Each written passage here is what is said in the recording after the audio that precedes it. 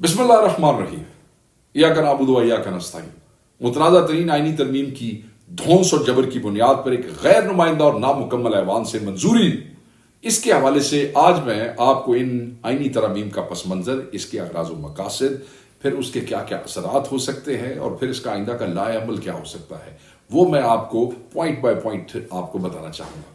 پہلے نمبر 1 کہ 2.5 برس سے اس پس منظر کے حوالے سے بتاؤں، 2.5 برس سے ملک میں جاری لاقانونیت، آئین کی پامالی اور جنگل کے قانون کا نفاذ۔ نمبر 2 قوم اور عمران خان کا جھکنے سے انکار۔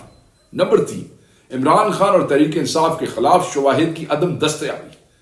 اور نمبر 4 ریاست پر قبضے کی کوششیں اور عدلیہ کی جانب سے ممکنہ مزاحمت کا خطرہ۔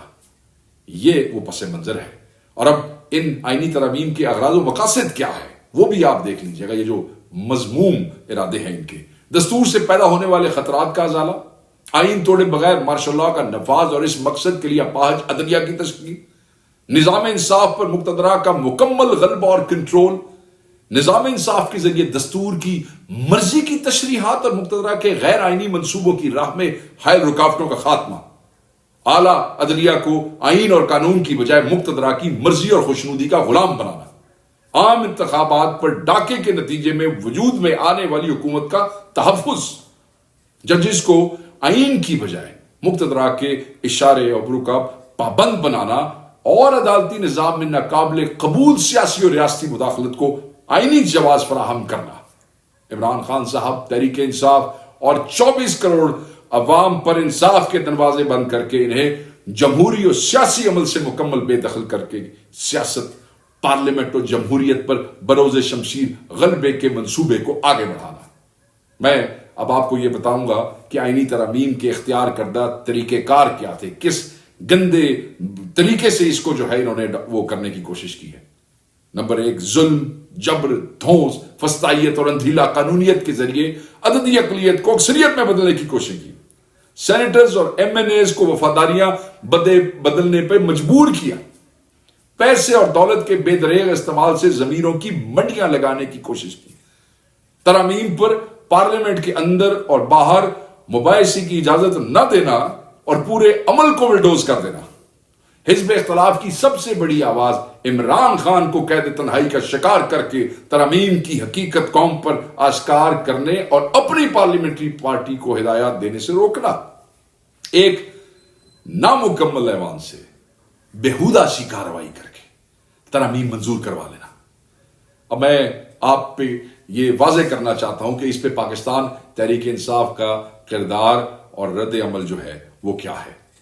پاکستان تحریک انصاف کا کردار اور رد عمل سب سے بڑی مزاحمت کی ہے۔ ہم نے ہفتوں تک پرامن احتجاج کیا، ڈی چوک پہنچے، سینکڑوں کارکنوں نے گرفتاریاں پیش کی، 40 گھنٹے تک بدترین لاٹھی چارج اور آنسو گیس برداشت کیے، سیاسی اشتراک عمل کے ذریعے ہم خیال سیاسی جماعتوں کو متحرک کیا، ترمیم کی نہایت زہریلی شکوں کو نکلوایا اور دستور کو مکمل تباہی سے بچانے کے لیے خصوصی محنت کی، اراکین پارلیمنٹ کے اغوا کے ریاستی منصوبے کو ناکام بنا کر عوامی مینڈیٹ کے تحفظ کا اہتمام کیا، مولانا سے انگیج کیا تاکہ اسے ٹون ڈاؤن کیا جا سکے، ووٹ کا وعدہ نہیں کیا، سینٹ سے منظوری کے بعد جامع رد عمل کا اجرا، پاکستان تحریک انصاف ظلم، جبر اور دھونس کی بنیاد پر دستور میں ترامیم کے آج کے دن کو آئین اور جمہوریت کے لیے یوم سیاہ سمجھتی ہے، یوم سیاہ سمجھتی ہے۔ یاد رکھیے گا، ان آئینی ترامیم کے ذریعے عدلیہ کی آزادی کو دفن کر کے اسے عملاً حکومت اور مقتدرہ کے ہاتھوں میں ایک کھلونا بنانے کی کوشش کی گئی۔ ان ترامیم کے حقیقی اہداف کے حصول کی ابتدا سپریم کورٹ کے سینئر ترین جج کی بطور چیف جسٹس آف پاکستان تقرری منظور علی شاہ صاحب کی میں بات کر رہا ہوں، اس کے عمل پر اثر انداز ہو کر عدلیہ میں کھلی مداخلت کی شکل میں کر دی گئی ہے۔ ان آئینی ترامیم سے عوام کے دکھوں میں تو کسی قسم کی کمی واقع نہیں ہوگی، البتہ اس سے مقتدرہ اشرافیہ کے مخصوص سیاسی عزائم کی تکمیل کی راہ میں عدلیہ جیسی آخری رکاوٹ بھی ہٹ جائے گی۔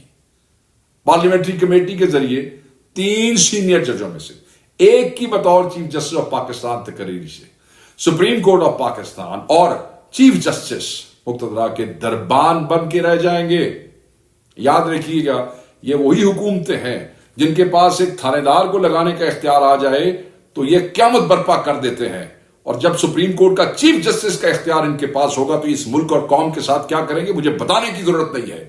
چیف جسٹس کی ریٹائرمنٹ کے موقع پر تقرری کی اہلیت رکھنے والے تمام سینئر ترین ججز دستور اور انصاف کی بجائے پورا دن سیاسی حکومت اور اس کی سرپرست مقتدرہ کی خوشنودی کے لیے بھاگ دوڑ کرتے نظر آئیں گے، پورا دن خوشامد ہی کرتے رہیں گے کہ حکومت کے میں راضی رہے وہ جو 3 سینئر ججز ہوں گے، کیونکہ ان میں سے کسی ایک کو وزیر اعظم نے چیف جسٹس بنانا ہے۔ سپریم کورٹ اور ہائی کورٹس کی سطح پر تشکیل دیے جانے والے آئینی بینچز کے لیے ججز ان کمیٹیوں کے ذریعے مقرر کیے جائیں گے جن کمیٹیوں میں حکومت کو واضح عددی برتری اور غلبہ حاصل ہوگا۔ حکومت کی جانب سے آئین کو جو وائلیٹ کرنے کے معاملات ہیں مرکز اور صوبوں میں خاص طور پر ان آئینی بینچز کے سامنے رکھے جائیں گے، جن کی تشکیل حکومت کے کنٹرولڈ کمیشن کے ذریعے عمل میں لائی جائے گی۔ اس پورے عمل سے جوڈیشری عدلیہ بحیثیت آئینی ادارہ اپنی آزادی اور خود مختاری خود مختار حیثیت کمپلیٹلی کھو بیٹھے گی۔ انتظامیہ اور پارلیمنٹ جبکہ عملاً مقتدرہ کا دست نگر بن کے رہ جائے گی۔ سراسر بد نتیجے اور مکروہ سیاسی عزائم کے تحت یہ سب کچھ کیا گیا ہے۔ ترامیم کو عوامی اسکروٹنی سے بچانے کے لیے ملک کے مقبول ترین سیاسی قائد ہمارے قائد عمران خان کو قید تنہائی میں رکھ کے عوام کی امنگوں کی ترجمانی سے محروم کیا گیا۔ پاکستان تحریک انصاف کے بانی چیئرمین عمران خان، ہمارے وزیر اعظم چیئرمین عمران خان کی ہدایات کی روشنی میں بھرپور مزاحمتی تحریک چلائی جائے گی اور پارلیمنٹ کے اندر اور باہر دستوری نظام کی تباہی کا وہ راستہ رکھے گی۔ اس متنازع ترین آئینی پیکج کے خلاف پرامن مزاحمت کرنے پر اپنے عوام، ہم خیال، اتحادی سیاسی جماعتوں اور ان کے قائدین کے مشکور ہیں۔ بے پناہ جبر و فسائیت کے باوجود عمران خان سے وفا نبھانے اور پارٹی پالیسی کی مکمل پاسداری کرنے والے اراکین سینٹ اور قومی اسمبلی ہمارا فخر اور عوام کے حقیقی نمائندے ہیں۔ سلام ہے تم لوگوں کو۔ اربوں روپے کی آفرز آپ لوگوں نے ٹھکرائی ہے، بلیک میلنگ برداشت کی، اغوا برداشت کیا، خان کو نہیں چھوڑا۔ سلام ہے آپ کو، تمام ایم این ایز اور سینیٹرز کو جو نہیں چھوڑ کے گئے۔ اب میں آپ کو کچھ آئندہ کے لائے عمل کے حوالے سے بتاتا چلوں۔ بانی چیئرمین عمران خان صاحب کی قیادت میں آئین اور جمہوریت کو شخصی آمریت کے داخل کردہ علائشوں سے پاک کر کے قوم کو حقیقی آزادی کی منزل سے ہمکنار کروانے تک پرامن مگر فیصلہ کن مزاحمت جاری رکھیں گے۔ آپ سب کو اس کے لیے تیار رہنا ہوگا اور عمران خان صاحب کی ہدایات کا انتظار کرنا ہوگا۔ پولیٹیکل کمیٹی اپنی قیادت کے تھرو، آپ کی قیادت کے تھرو خان صاحب سے مشاورت کے بعد اصلاح عمل کا اعلان کرے گی۔ اللہ ہم سب کا حامی و ناصر ہو۔ بہت شکریہ۔ خان سے وفا نبھانے اور پارٹی پالیسی کی مکمل پاسداری کرنے والے اراکین سینٹ اور قومی اسمبلی ہمارا فخر اور عوام کے حقیقی نمائندے ہیں۔ سلام ہے تم لوگوں کو۔ اربوں روپے کی آفرز آپ لوگوں نے ٹھکرائی ہے، بلیک میلنگ برداشت کی، اغوا برداشت کیا، خان کو نہیں چھوڑا۔ سلام ہے آپ کو، تمام ایم این ایز اور سینیٹرز کو جو نہیں چھوڑ کے گئے۔ اب میں آپ کو کچھ آئندہ کے لائے عمل کے حوالے سے بتاتا چلوں۔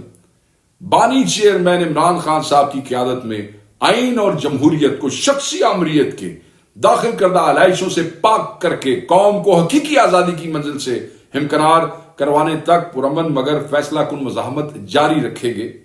آپ سب کو اس کے لیے تیار رہنا ہوگا اور عمران خان صاحب کی ہدایات کا انتظار کرنا ہوگا۔ پولیٹیکل کمیٹی اپنی قیادت کے تھرو، آپ کی قیادت کے تھرو خان صاحب سے مشاورت کے بعد اصلاح عمل کا اعلان کرے گی۔ اللہ ہم سب کا حامی و ناصر ہو۔ بہت شکریہ۔